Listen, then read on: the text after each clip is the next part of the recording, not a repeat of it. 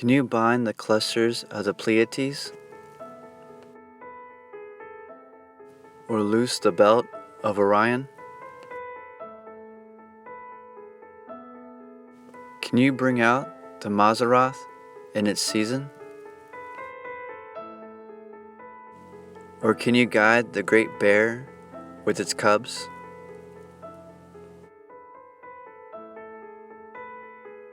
Do you know the ordinances of the heavens?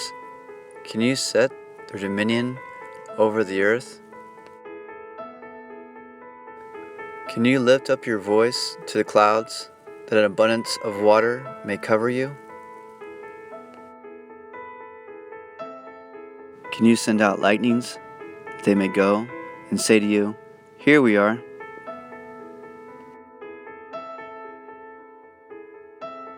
Who has put wisdom in the mind? Or who has given understanding to the heart?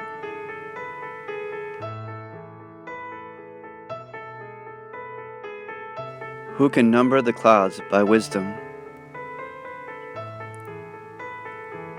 Or who can pour out the bottles of heaven? When the dust hardens in clumps and the clogs cling together,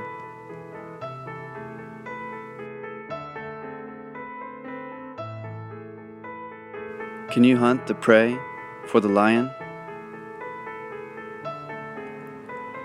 Or satisfy the appetite of the young lions? When they crouch in their dens, or lurk in their lairs to lie in wait?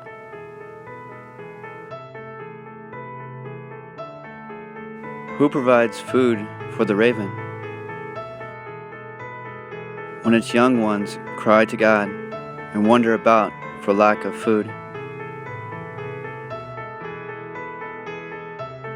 Do you know the time when the wild mountain goats bear young? Or can you mark when the deer gives birth? Can you number the months that they fulfill? Or do you know the time when they bear young?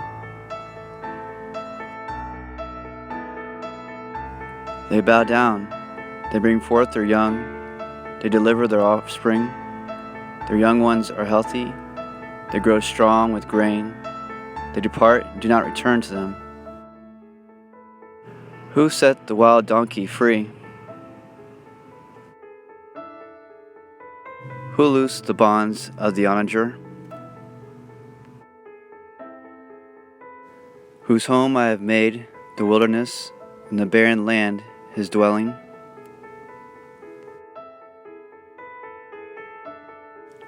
He scorns the tumult of the city.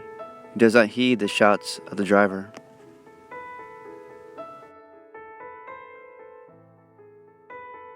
The range of the mountains is his pasture, and he searches after every green thing. Will the wild ox be willing to serve you? Will he bed by your manger? Can you bind the wild ox in the furrow with ropes, or will he plow the valleys behind you? Will you trust him because his strength is great, or will you leave your labor to him? Will you trust him to bring home your grain and gather it to your threshing floor? The wings of the ostrich wave proudly, but are her wings and pinions like the kindly stork's? For she leaves her eggs on the ground and warms them in the dust. She forgets that a foot may crush them, or that a wild beast may break them.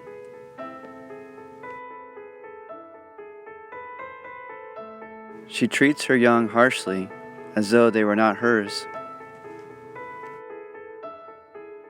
Her labor is in vain, without concern, because God deprived her of wisdom and did not endow her with understanding. When she lifts herself on high, she scorns the horse and its rider. Job chapter 38, verses 31 through chapter 39, verses through 18.